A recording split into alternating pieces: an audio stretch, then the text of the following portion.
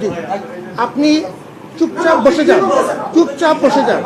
যেটা বলছি কোনো জায়গায় কোনো সময় শুনিনি আমরা কম আসেন, কোনো সময় আপনি বলেন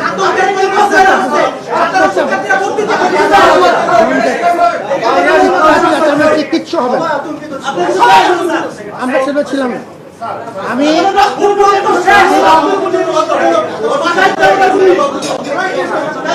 আমার সাথে চিৎকার চেঁচামেচি করে লাভ নাই। আমার সাথে চিৎকার চেঁচামেচি, get into a civil dialogue. আপনাকে আমি সম্মান করি, and I respect equal respect from your part. This is the civil dialogue. এবং সেই জন্যই আমি সভাপতির সাথে কথা বলেছি, এরকম কোনো অভিযোগ আমরা কোনো সময় শুনিনি যে আজকে টার্ন আউটের কোনো রকম কমতি ছিল। আজকে সবচাইতে বড় মাপের টার্ন আউট ছিল এই ক্যাম্পাসে। দিনের পর দিন 11 মাস ধরে আমরা পরিশ্রম করেছি। তোমার বক্তব্য তোমার, আমি সেটা সম্মান করি। আমি যেটা বললাম টু এভরিওয়ান, পুরা দেশের মানুষকে জানালাম।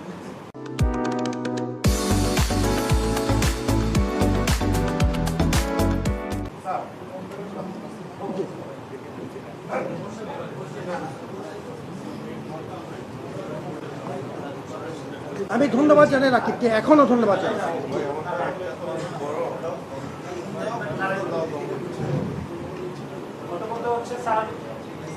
মানে আমরা সকাল থেকে খবর পাচ্ছিলাম, ইনফ্যাক্ট 8টার পর থেকে, যে জামাতের বিভিন্ন সন্ত্রাসীরা বিশেষ করে এতে আমাদের এখানে আটটি পয়েন্টে তারা জড়ো হচ্ছে।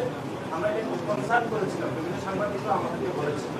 এখানে আমাদের আমল যেটা বলতো যে আপনারা আমাদের স্বরাষ্ট্র উপদেষ্টা, গোয়েন্দা সংস্থা, ডিএমপি কমিশনার সকলের সাথে অংশীদারিত্বের ভিত্তিতে আপনারা আলাপ আলোচনা করলেন। আলাপ আলোচনা করে সারাদিন প্রায় 8 ঘন্টাতে একটা স্টেপও আপনারা নিতে পারবেন না। এটি আমি মনে করি এটি পুরো নির্বাচন, যে সারাদিন যে নির্বাচন হবে, নির্বাচন এক ধরনের প্রভাব পড়েছে। এবং বিভিন্ন মানুষ মনে করছে যে জামাত ইসলামের সাথে স্যার আপনারও এক ধরনের সম্পর্কের বিষয়।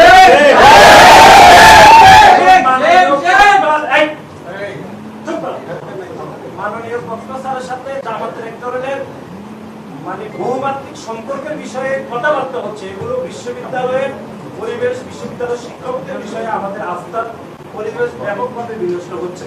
কিন্তু সারাদিন চলে গেলে আপনারা কোনো ধরনের ব্যবস্থা নেন নাই বলে আমাদের মনে হয়েছে। এখন আপনি বললেন যে আপনি কনসার্ন ছিলেন, কিন্তু কোনো ধরনের আপনি কনক্লুশনে কিন্তু আসাই যায়। আচ্ছা, আমরা যেটি এখন মনে করি যে পুরো সারাদিন ধরে যে নির্বাচন হয়েছে, সেই নির্বাচনে জামাত ইসলামের যে সন্ত্রাসীরা বিশ্ববিদ্যালয়ের যে 8টি পয়েন্টে তারা অবস্থান করছে, এমনকি আমরা এমনও খবর পেয়েছি যারা অস্ত্রশস্ত্র নিয়ে অবস্থান করেছে। এই বিষয়ে আপনি কেন ব্যবস্থা গ্রহণ করেন নাই, আমরা সুনির্দিষ্টভাবে এই ব্যাখ্যাটি জানতে চাই। অন্য কোনো বিষয়ে আমরা জানতে চাই না। নির্বাচনে অনিয়ম, তারপরে হচ্ছে বিএসসিতে 21 হলে অনেক অনিয়ম রয়েছে। আমরা 16টি অভিযোগ জমা দিয়েছি, সেগুলোর বিষয়ে আপনার সাথে কথা বলবো। নির্বাচন কমিশনের সাথে আমরা আলাদা করে কথা বলবো। আমরা শুধু আজকে একটা কনসার্নের বিষয়ে আসলাম, সেটি হচ্ছে জামাত বিশ্ববিদ্যালয়ের আশেপাশে যে 8টি পয়েন্টে সন্ত্রাসী কার্যক্রম করার প্রস্তুতি নিয়ে যাবতীয় মানুষকে ভয় দেখাচ্ছে, সে বিষয়ে আপনি কি ব্যাখ্যা দিবেন, এটি আমরা জানতে চাই। ব্যবস্থা দিয়েছেন, আমি এই প্রশ্নের উত্তর আগে দিয়েছি,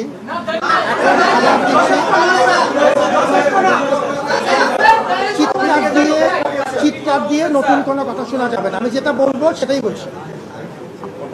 সকাল থেকে নির্দিষ্ট কোনো রাজনৈতিক দল, সেটা যেই হোক, এখানে এসে জমা হচ্ছে এরকম কোনো তথ্য আমি জানতাম না। এখন আমি কেন জানতাম না এটা আমার ব্যাপার, আমি মনে করি না আমি জানতাম না। 4টা 20-এর পরে এই কনসার্ন, আমাদের কোনো কনসার্ন ছিল না, কারণ আমরা নিয়মিতভাবে ভিতরে ঢুকেছে, ব্যাপক পরিমাণে আমাদের ভোটার ছিল।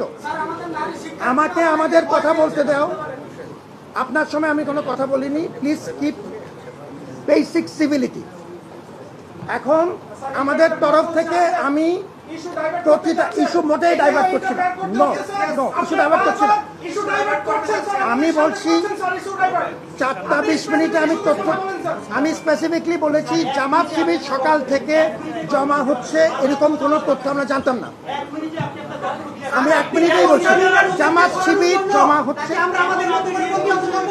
ইয়াস না বলেন। আপনি বলছেন নাকি আমরা সংসদ হিসেবে আমরা প্রতিহত করব? এটা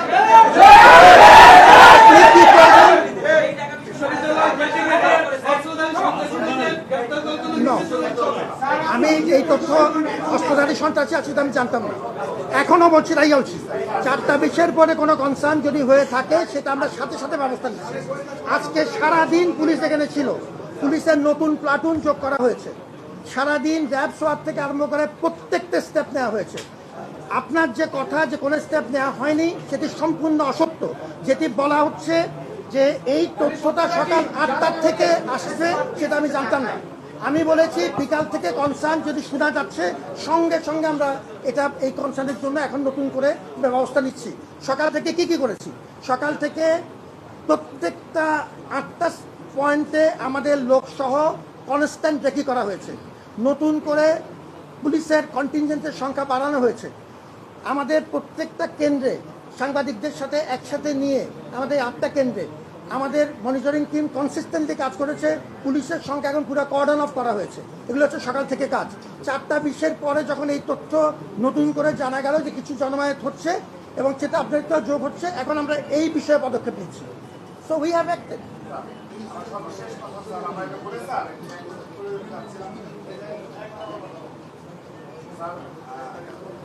সর্বশেষ আমাদের একটি বক্তব্য চলে এসেছে, যেটা আমাদের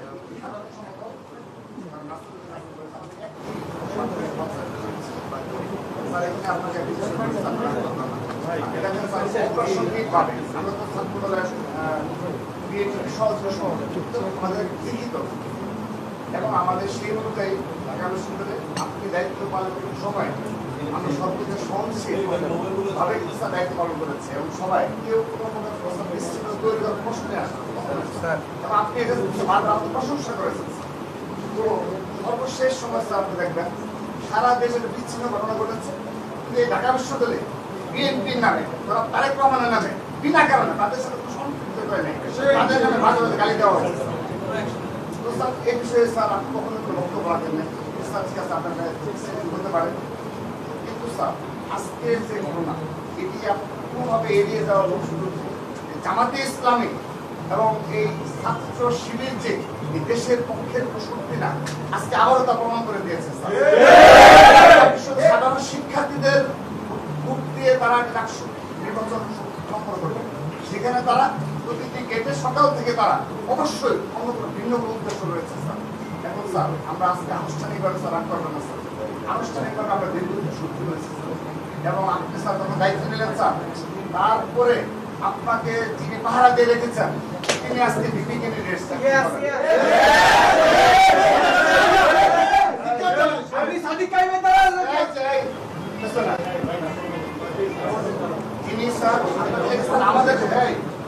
আমাদের বক্তব্য না স্যার, আপনাদের সোশ্যাল মিডিয়ায় সাধারণ শিক্ষার্থীরা এই ছবিগুলো সামনে নিয়ে এসেছে যে আপনি প্রথম বেশ কয়েকদিন তখন তার পরিচয় সম্পর্কে আমরা আমাদের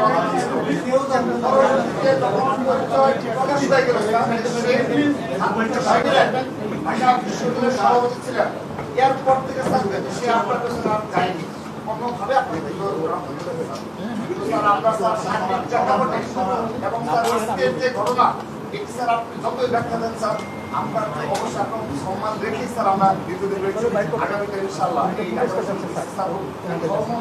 আমাদের যারা শিক্ষার্থী রয়েছে সম্মান রেখেই ছাত্রদের ক্যাম্পাসে রাজনীতি করে, কিন্তু বাংলাদেশের সার্বভৌমত্বের প্রশ্নে, মুক্তিযুদ্ধের প্রশ্নে এবং এই ধরনের সন্ত্রাসী কর্মকাণ্ডের বিরুদ্ধে ছাত্রদল অতীতে যেভাবে রাজপথে ছিল, আমরা ঠিক এভাবেই আমাদের প্রতিবাদ অব্যাহত রাখবো। আমরা আনুষ্ঠানিকভাবে বলছি স্যার, ঢাকা বিশ্ববিদ্যালয়ের প্রশাসক যারা শীর্ষ পদে বসে রয়েছে তারা পুরোপুরি জামাতিকরণ হয়ে দুর্বল এবং জামাতে ইসলামী দ্বারা নিয়ন্ত্রিত স্যার। আমরা এটা স্পষ্টভাবে আজকে আমাদের ব্যাখ্যা দিয়ে গেলাম যে ঢাকা বিশ্ববিদ্যালয়ের প্রশাসনের শীর্ষ ব্যক্তিরা জামাতে ইসলাম দ্বারা নিয়ন্ত্রিত এবং তাদের সাথে সরাসরি যুক্ত রয়েছে। আমি সর্বশেষ স্যার একটা কমান দিয়ে আমি আমার বক্তব্য শেষ করছি স্যার, সেটি হলো স্যার আপনি সর্বশেষ এসএম ফরাদ এগেইনস্টে যে মামলা করা হয়েছে স্যার, সেখানে ঢাকা বিশ্ববিদ্যালয় 12 জন সাবেক সাধারণ সম্পাদককে আপনি আইনজীবী এত ক্ষমতা তিনি মুখপাত্র হয়ে দাঁড়ালেন স্যার, মুখপাত্র ঢাকা বিশ্ববিদ্যালয়ের মুখপাত্র কখনো কখনো স্যার যারা বিশ্বাসী নয় এবং স্টিল না বিশ্বাসী নয় তারা কখনো স্যার ঢাকা বিশ্ববিদ্যালয়ের মুখপাত্র হতে পারে না স্যার। স্যার সেজন্য স্যার আমরা স্যার সেই শুরু থেকে আপনার নিয়োগ থেকে আজকে দিন পর্যন্ত আমি সিদ্ধান্ত গ্রহণ হয়েছে স্যার প্রশাসন আমরা এই প্রশাসনের বিরুদ্ধে যে কোনো ধরনের আমাদের আন্দোলন অব্যাহত রাখতে হবে। আমরা স্যার আজকে জামাত ইসলামকে কি হয়েছে সামান্যতম কোনো অনাকাঙ্ক্ষিত ঘটনা ঘটে এটি শুধুমাত্র জামাত ইসলাম এবং স্যার আপনাদের আপনি আনুষ্ঠানিকভাবে এই জামাত ইসলামের সন্ত্রাসী সংগঠন আজকে আবারও প্রমাণ দিয়েছে তাদের বিনা কারণে তারা আজকে সশস্ত্র অবস্থা সমস্ত নিয়েছে। কেন এর পুলিশ গোয়েন্দা সংস্থা এবং আপনার জামাত ইসলাম দাবি জানাই গেল স্যার যদি জামাত ইসলামের কাছ থেকে আনুষ্ঠানিক তাদের কাছ থেকে বক্তব্য আমরা না পাই কেন স্যার আপনাদের কাছে সরি না বলে আইন শৃঙ্খলা রক্ষাকারী বাহিনী যথাযথ পদক্ষেপ গ্রহণ না করে আমরা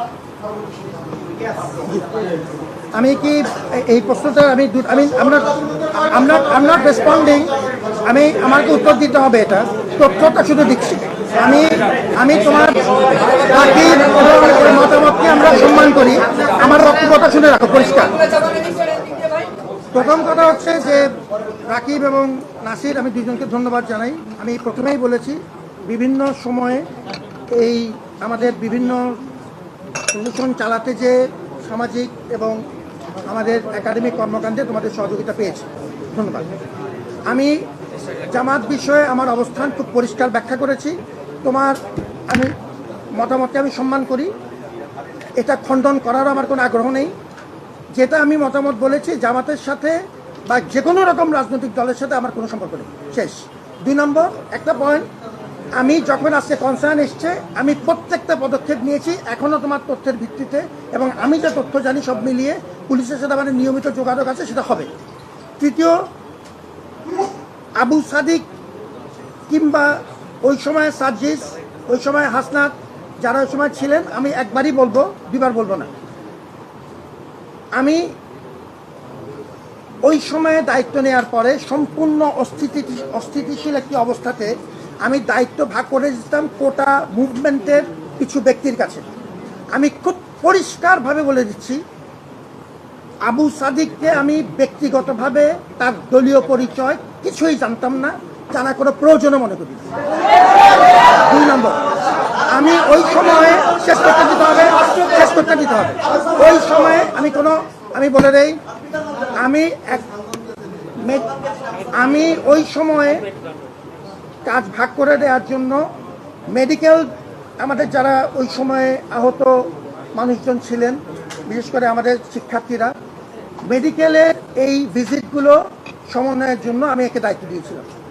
আমি সার্জিসকে অনুরোধ করেছিলাম বন্যা এবং রিলিফ সংক্রান্ত যে কাজগুলো হচ্ছে সার্জিস যেন আমাকে সহযোগিতা করে।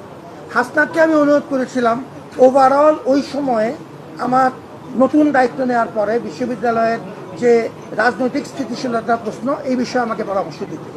আমি কোটা মুভমেন্টের আন্দোলনকারীদের বেশিরভাগের সাথে বিভিন্ন পর্যায়ে আমি যোগাযোগ রেখেছি, যেহেতু তারা আমার সাথে যোগাযোগ রেখেছে। এবং ঠিক একই চুক্তিতে যখন তুমি যেরকম রাজনৈতিক পরিচয়টা তখন যাতে কিনা আমি জানতাম না, কিন্তু আমি জানতাম না রেসপন্স। অফিসিয়ালি যখন এখানে ডিক্লারেশন দেওয়া হলো, রাজনৈতিক দলের কর্মী হিসাবে আমরা যে সবার সাথে যেভাবে ট্রিট করি সেভাবে তার সাথে ট্রিট করা হয়েছে।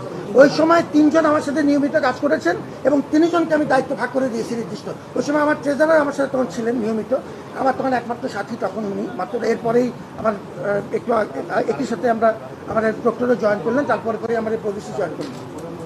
ওই সময়ে আমরা নির্দিষ্ট দায়িত্ব ভাগ করে কোটা মুভমেন্টের, আমার এটাও মনে আছে যে কোটা মুভমেন্টের ওই সময় আমরা 7 কলেজের সাথে যে বারবার আমাদের নানা রকম কিছু জটিলতা হচ্ছিল, সমন্বয়ের বিষয় ছিল, ওখানে আমি 2 জনকে দায়িত্ব দিয়েছিলাম কোটা মুভমেন্টের তরফ থেকে। সুতরাং আমি যা বলেছি এটা আমি আমার তরফ থেকে বললাম। এখন কেউ এটা গ্রহণ করবে, কেউ গ্রহণ করবে না, এটা নিয়ে আমার কোনো মাথা ব্যথা নেই। আমি তথ্যটা জানালাম, আমার উপরে আল্লাহ আছে, I am gonna follow this suit as I am saying. এবং তোমাদের এই মতামতের জন্য ধন্যবাদ জানাই। তুমি যেটা বলেছো বিশ্ববিদ্যালয় তোমার এবং আমার, এই বিশ্ববিদ্যালয়ের জন্য তোমার যে কোনো মতামত আমি সাদরে গ্রহণ করব, এখন যেরকম করেছি। ধন্যবাদ জানাই।